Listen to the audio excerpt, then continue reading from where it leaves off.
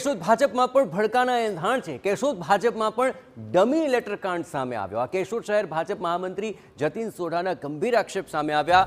બનાવટી પત્રનો ઉપયોગ કરી પીજીવીસીએલના અધિકારીની બદલી માટે રજૂઆત કરવામાં આવી હોવાનો આ મામલો સામે આવ્યો। ગત જુલાઈ માસમાં આ બનાવટી લેટરનો ઉપયોગ કરીને રજૂઆત કરવામાં આવી હતી। ભાજપ મહામંત્રી અને પ્રમુખના નામ અને સહીનો દુરુપયોગ કરવામાં આવ્યો। પાર્ટીના ધ્યાને આવતા બદલી અંગેનો લેટર ખોટો હોવાની જાણ કરવામાં આવી છે।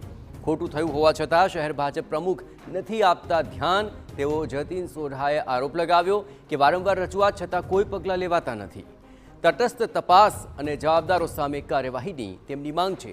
સમગ્ર મામલે પોલીસ ફરિયાદ નોંધાવવા પણ તજવીજ હાથ ધરાય છે।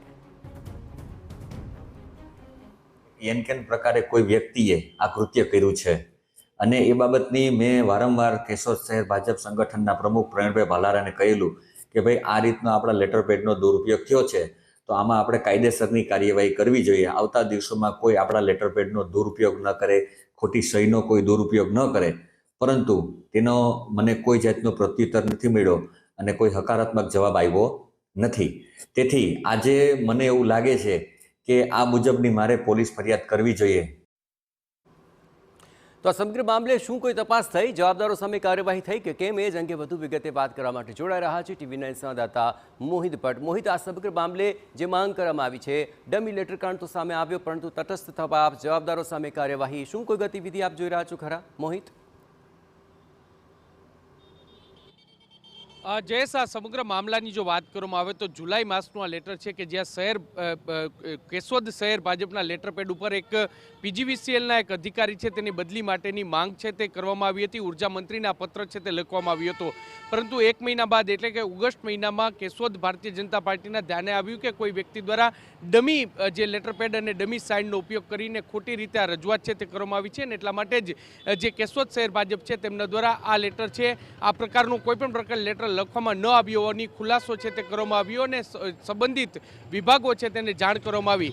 સવાલ હવે એ વાતનો થઈ રહ્યો છે કારણ કે જે કેશોદ શહેર ભાજપ મહામંત્રી છે જતીન સોઢા તેમના દ્વારા સવાલો છે તે ઉઠાવવામાં આવ્યા છે કે અનેકવાર રજૂઆત કરવા છતાં જે શહેર પ્રમુખ છે પ્રવીણ ભાલારા તેમના દ્વારા કોઈ પણ પ્રકારની કાર્યવાહી છે તે કરવામાં આવી નથી, જેના દ્વારા આ ડમી લેટર પેડનો ઉપયોગ કરવામાં આવ્યો તેની સામે કોઈ પણ પ્રકારના શિક્ષાત્મક પગલાં અથવા તો તેની તપાસ છે તે કરવામાં આવી નથી। આ એક છેતરપિંડીનો મામલો છે અને એક ગંભીર પ્રકારનો ગુનો છે, કારણ કે એક જવાબદાર પક્ષના જવાબદાર લેટર પેડનો દુરુપયોગ છે તે કરવામાં આવ્યો છે અને તેને લઈને જ પોલીસ કાર્યવાહી કરવી જોઈએ અને તે કાર્યવાહી કરવામાં આવતી નથી। TV9 દ્વારા જ્યારે પ્રવીણ ભાલારાનો જે સંપર્ક કરવામાં આવ્યો ત્યારે તેમના દ્વારા કહેવામાં આવ્યું કે આ ઘરનો જ મામલો હોઈ શકે છે, ઘરની જ વાત હોઈ શકે છે અને એટલા માટે જ તેઓ આ અંગે આગળ વધવા માંગતા નથી।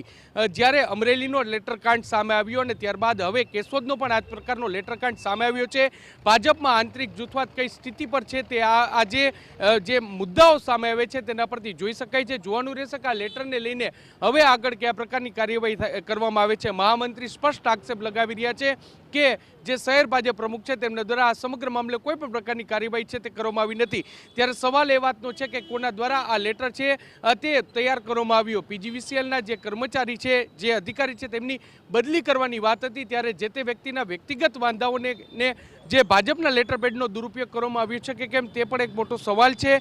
જોવાનું રહેશે કે સમગ્ર મામલે કયા પ્રકારની કાર્યવાહી થઈ છે। જી જયેશ, મોહિત, તમામ ગતિવિધિઓ પર આપણે નજર રાખતા રહેજો। હવે ડમી લેટર કાંડ મામલે શું કાર્યવાહી થાય છે તે જોવું રહ્યું।